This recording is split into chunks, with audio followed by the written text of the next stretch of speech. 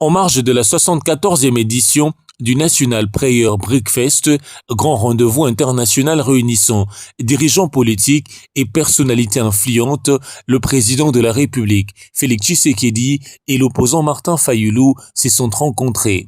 Un face-à-face aussi inattendu que hautement symbolique qui n'a pas tardé à susciter de vives réactions sur la scène politique congolaise. Selon plusieurs sources concordantes, les organisateurs de l'événement auraient facilité cet échange discret. Les discussions se sont déroulées dans un climat cordial et franc. Martin Fayulu a notamment souligné le rôle central de la SYNCO et de l'ECC dans tout processus de dialogue national crédible, inclusif et durable. Invité d'honneur à ce grand événement à la croisée de chemin entre la religion et la politique, Félix Tshisekedi a prié pour la réconciliation entre le peuple et les nations.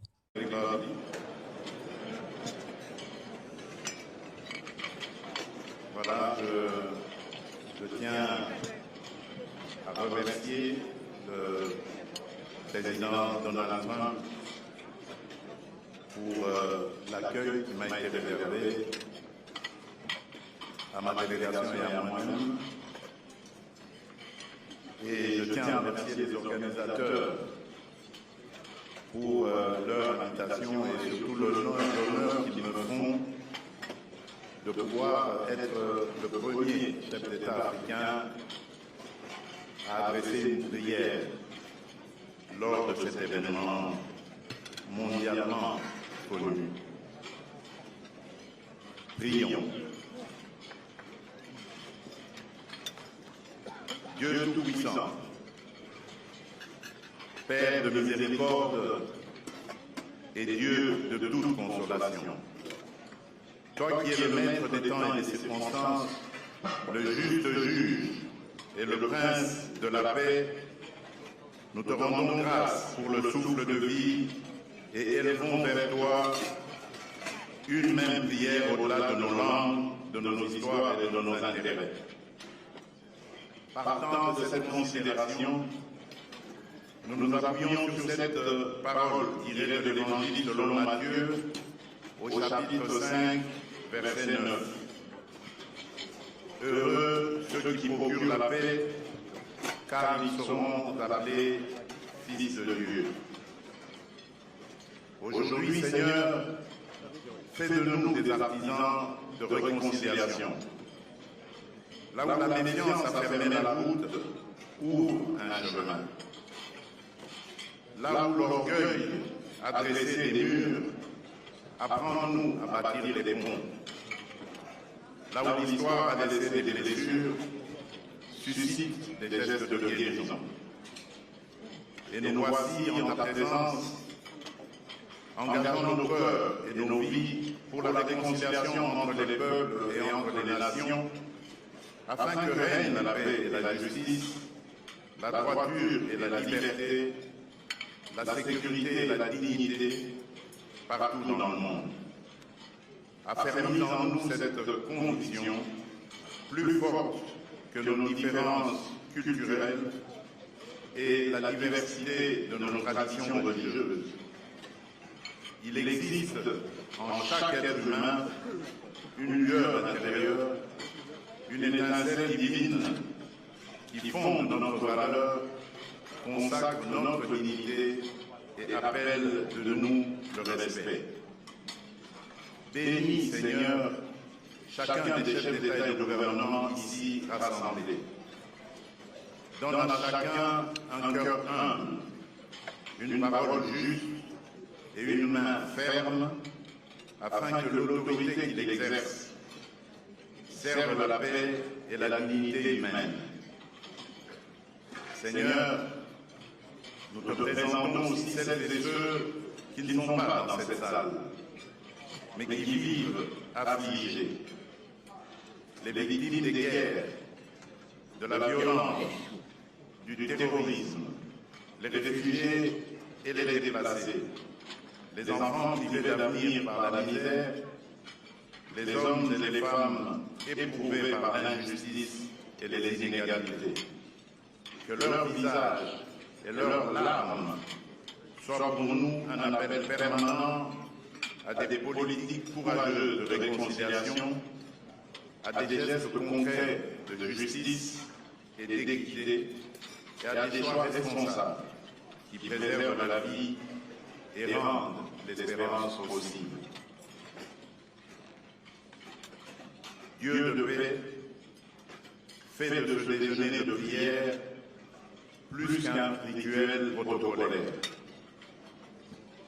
Que ce temps de prière fasse naître en chacun de nous des engagements sincères afin qu'individuellement et collectivement nous sachions répondre avec lucidité, courage et solidarité aux défis qui se dressent devant l'humanité.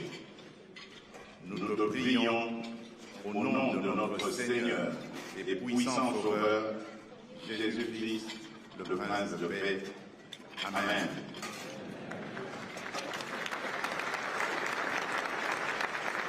Ce déjeuner de prière aura aussi été l'occasion pour le président américain Donald Trump de saluer le leadership du chef de l'État de la République démocratique du Congo, Félix Tshisekedi, qu'il a qualifié d'homme courageux et merveilleux. Congo has magnificent land. It's incredible land and Il y a quelques mois, ici, à Washington, nous avons signé un accord de paix historique entre la RDC et le Rwanda qui offre la toute première voie à la paix pour terminer un conflit incroyablement violent, vieux de 30 ans, et nous sommes rejoints aujourd'hui par un homme très courageux et merveilleux, le président de la République démocratique du Congo, a-t-il poursuivi. Dans son intervention, Donald Trump a également souligné le défi auquel son homologue congolais, un grand monsieur, a été confronté dans la gestion de la crise sécuritaire.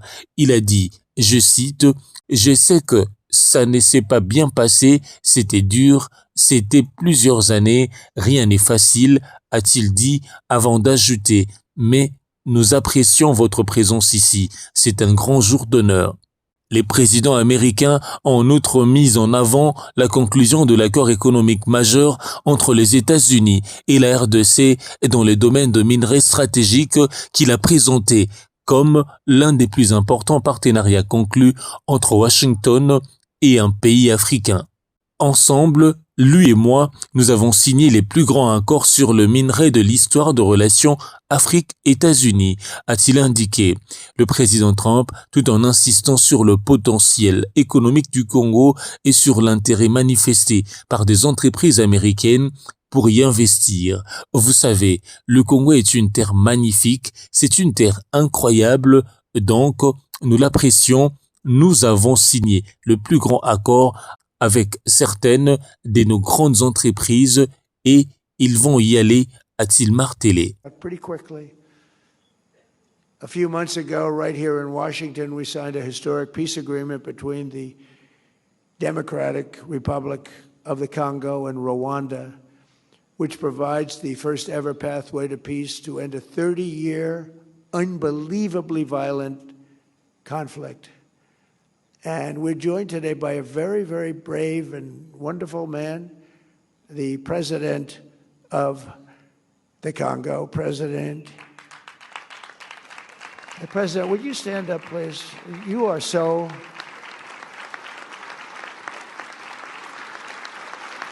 President, thank you. And you really are, you're a brave man.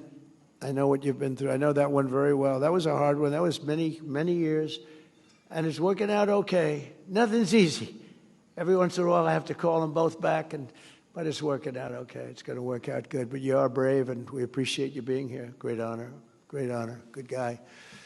Together, he and I have also signed the largest minerals deal in U.S.-Africa history. And, you know, Congo has magnificent land. It's incredible land, and he's doing very well with it, so we appreciate it. But we've signed the largest deal with some of our big companies, and they're going in. So thank you very much, Mr. President, and you call me for anything, right? Thank you. And just in closing, scriptures always tell us that blessed are the pure in heart. I don't know if that applies to me necessarily. I'm not so sure. I don't know, Paula, does that apply to me? Enfin, le discours de Paul Kagame relève d'un homme aux abois, d'un déboussolé, d'un homme qui a perdu la boussole, d'un homme troublé, un homme abandonné et d'un homme paniqué à cause de ces crimes qu'il a commis en République démocratique du Congo, dans la région des Grands Lacs.